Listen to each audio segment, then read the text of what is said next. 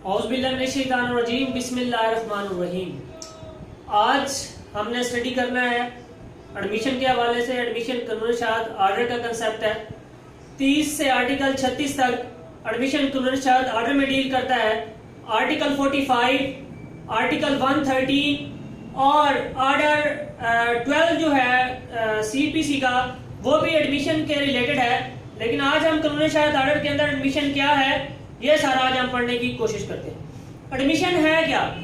Admission एक word है जो कि कॉमन लॉ से ड्राइव किया गया, और आर्टिकल 30 के अंदर जो उसकी डेफिनेशन दी गई है वो ये है कि admission is a statement oral or documentary which suggest an inference as to the fact in issue or relevant fact. क्या मतलब कि एडमिशन एक ऐसा ज़बानी या तहरीरी बयान है, ऐसा ओरल या डॉक्यूमेंट्री स्टेटमेंट है जो कि फैक्ट इन इशू या रेलेवेंट फैक्ट से निस्बत रखता हो, और जिससे ये राय कायम की जा सके कि फलां वाकयात, ठीक है, फलां जो फैक्ट्स हैं वो सही है और दुरुस्त है। ठीक है, एक ऐसा स्टेटमेंट, एक ऐसा बयान जो कि ओरल हो या डॉक्यूमेंट्री हो, जिससे ये जो कि रेलेवेंट फैक्ट या फैक्ट इशू से निस्बत रखता हो, और जिससे ये राय कायम की जा सके कि जो फलां वाकयात हैं वो सही हैं, उसको हम क्या कहते हैं? एडमिशन कहते हैं। और जो एडमिशन है ये सिविल केसेस का, अक्सर सिविल केसेस में ये यूज होता है ये टर्म। ठीक है, और कुरान एंड सुन्ना के मुताबिक भी कुछ लोग जो एडमिशन जिन्होंने किया, तो एडमिशन करने पे, कोई चीज मानने पे वो क्या है, केस को डिसाइड किया गया, और कुरान और सुन्ना में भी इसका कंसेप्ट बताया गया। उसके बाद एडमिशन जो है, इसका मतलब ये एक ऐसी स्टेटमेंट है जिसमें कोई बंदा अपने ऊपर किसी दूसरे बंदे के हक को एक्नॉलेज करता है, ठीक है, तस्लीम करता है। एक बंदा किसी दूसरे बंदे के हक को अपने ऊपर एक्नॉलेज करता है, उसे क्या कहते हैं? एडमिशन कहते हैं। हम आगे आते हैं। उसके बाद ये प्रूफ ऑफ जो एडमिशन है ये शिफ्ट होता है। जब एक बंदा जो है एडमिशन करता है और वो प्रूफ हो जाता है, तो उसका जो ओनस है वो शिफ्ट हो जाता है। उसके बाद 31 में बात करता है admission by the party to proceedings और हिज एजेंट। एडमिशन कौन कौन कर सकता है? वो कहता है एडमिशन पार्टी टू प्रोसीडिंग्स या उनका एजेंट। कौन एजेंट? जिसको एक्सप्रेसली एम्प्लॉयडली अपॉइंट किया गया हो एज एजेंट, वो एडमिशन कर सकता है। उसके बाद कौन? रिप्रेजेंटेटिव इन इंटरेस्ट। ठीक है, कौन जो ऐसा करैक्टर होल्ड करता है रिप्रेजेंटेटिव का, वो रिप्रेजेंटेटिव भी एडमिशन कर सकता है। उसके बाद वो बंदे जिनका पेक्यूनरी या प्रोप्राइटरी इंटरेस्ट है सब्जेक्ट मैटर के अंदर, जिनके मालकाना या माली हकूक हैं, और वो जो कि माली या मालकाना हकूक तो हैं, लेकिन वो जो स्टेटमेंट दे रहे हैं वो इंटरेस्टेड पर्संस के हवाले से दे रहे हैं। किसके हवाले से?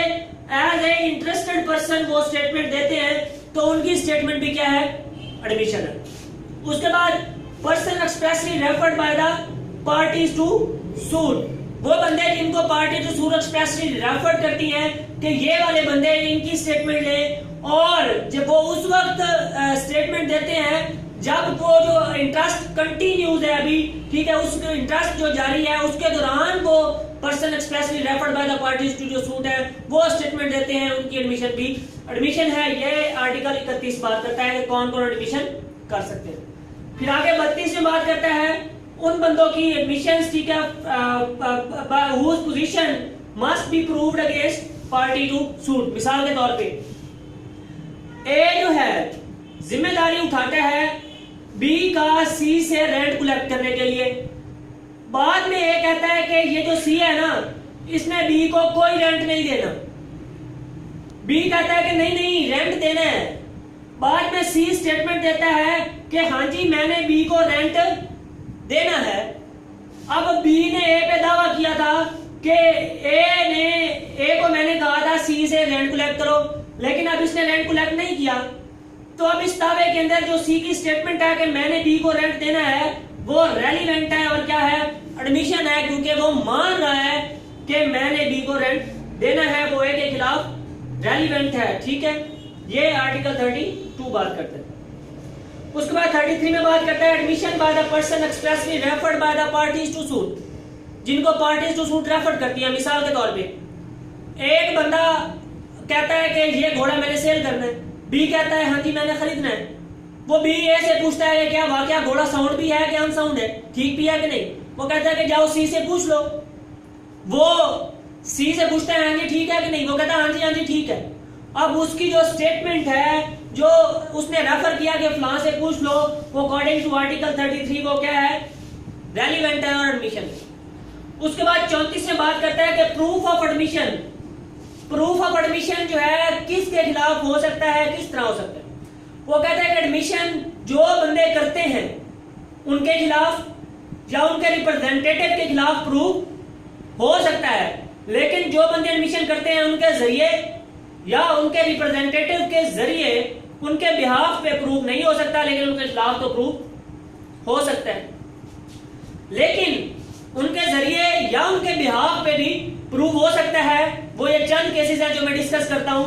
उसमें जो पहला केस है वो ये है कि वो बंदे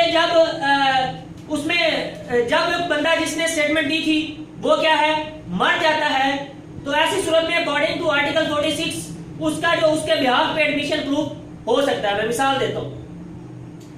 एक बंदा क्या करता है, उसके ऊपर इल्जाम लगता है कि इसने क्या है जंग के अंदर फलां डे पे क्राइम कमिट किया है।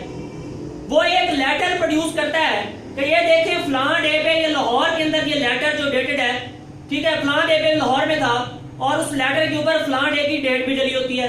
तो वो letter according to article 46 class 2 relevant है। तो वो जो लेटर जो है वो बंदा जो स्टेटमेंट देता है कि मैं फलां डे पे उधर था, तो उसके बिहाफ पे और उसके जरिए प्रूफ किया जा सकता है अकॉर्डिंग टू आर्टिकल 34। एक और मिसाल देता हूं। एक जो बंदा है वो क्या है, उसके ऊपर इल्जाम लगता है कि उसने जो शिप है असल रास्ते से कहीं और लेके गया, लेकिन वो कहता है कि मैं असल रास्ते से लेके नहीं गया।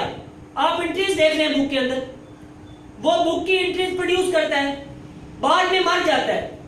अब वो मर गया तो उसके बिहाफ पे और उसके जरिए जो एंट्रीज बुक्स ऑफ अकाउंट के अंदर है, बिजनेस अकाउंट के अंदर है, अकॉर्डिंग टू आर्टिकल 46 क्लास 2 वो क्या है, रेलिवेंट है, by on the behalf proof हो सकती है। उसके बाद स्टेट ऑफ माइंड के हवाले से, स्टेट ऑफ बॉडी के हवाले से कोई भी जो स्टेटमेंट है, जब ऐसी स्टेट ऑफ माइंड या स्टेट ऑफ बॉडी एग्जिस्ट करती है अकॉर्डिंग टू आर्टिकल 27B, तो उसकी स्टेटमेंट जो स्टेट ऑफ माइंड या स्टेट ऑफ बॉडी के हवाले से है वो भी क्या है, उन बंदों के जरिए या उनके बिहाफ पे प्रूफ हो सकती हैं। और जो कि उनका गलत होना जो उसके कंडक्ट के हवाले से इम्प्रॉबेबल है, गैर काबिल इम्कान है उसका गलत होना, तो वो भी स्टेटमेंट जो है जो स्टेट ऑफ माइंड या स्टेट ऑफ बॉडी के हवाले से है उनके जरिए या उनके बिहाफ पे प्रूफ हो सकती है। मिसाल के तौर पे एक बंदा पे इल्जाम है कि उसने स्टोलन गुड्स को क्या किया है, रिसीव किया है। एक बंदा उसके पास आता है कि ये चीजें मुझे इतनी की दो, वो असल कीमत से कम कीमत पे बेचने से इनकार कर देता है।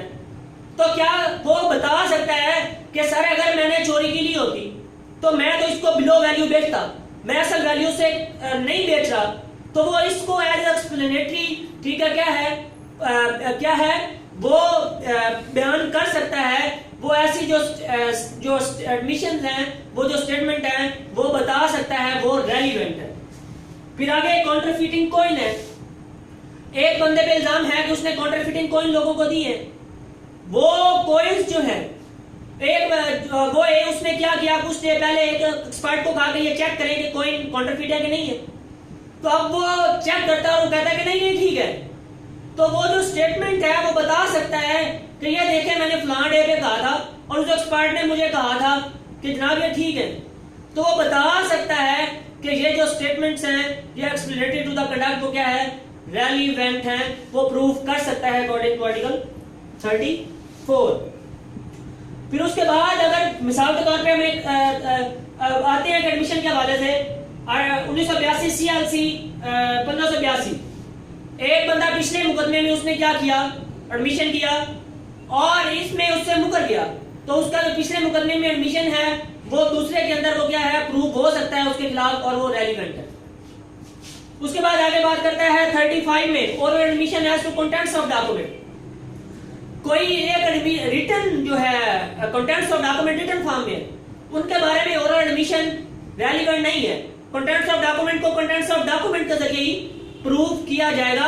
हाँ, कंटेंट्स ऑफ डॉक्यूमेंट के हवाले से अगर वो कंटेंट्स ऑफ डॉक्यूमेंट इटसेल्फ इंडिस्प्यूटेड है, उन पर फ्रॉड की बेस पे चैलेंज किया है, तो ऐसी बेस पे जो ओरल एडमिशन है रेलिवेंट हो सकती है, या वो प्रूव कर देता है कि वो राइट रखता है सेकेंडरी एविडेंस देने का, तो फिर भी वो ओरल एडमिशन कर सकता है। अदरवाइज जो कंटेंट्स ऑफ डॉक्यूमेंट के हवाले से ओरल एडमिशन इररेलेवेंट है, रेलिवेंट नहीं है, वो नहीं की जा सकती। फिर आगे 36 में बात करता है एडमिशन इन सिविल केसेस।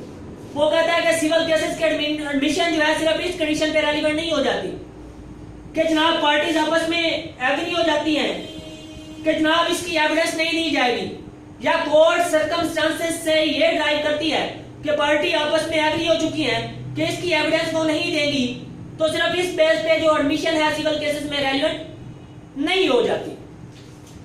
उसके बाद ये था हमारा कि एडमिशन इन सिविल केसेस। उसके बाद अगर कुछ प्रैक्टिकल पॉइंट ऑफ व्यू से देखें तो अगर हम एक एडमिशन किस तरह कोर्ट के अंदर हो रही होती है, जब एक वकील जरा करता है तो उसके अंदर वो एडमिशन करवा रहा होता है, या कोई नोटिस दिया जाता है और उस नोटिस में कोई बंदा बात को मान लेता है तो वो एडमिशन करवा हो रही होती है, या कोई वकील कोई बात अपना तस्लीमी बयान देता है तो वो भी एडमिशन होते हैं। और ये कुछ कोर्ट के अंदर उनको हम जुडिशियल एडमिशन नाम दे देते हैं और कोर्ट के बाहर हम क्या कर देते हैं, एक्स्ट्रा जुडिशियल एडमिशन नाम दे देते हैं।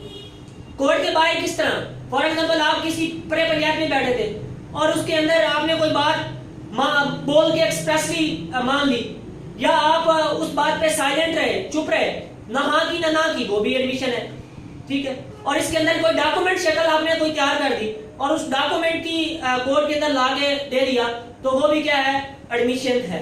तो ये एडमिशन की मैंने कुछ शेप्स बता दी।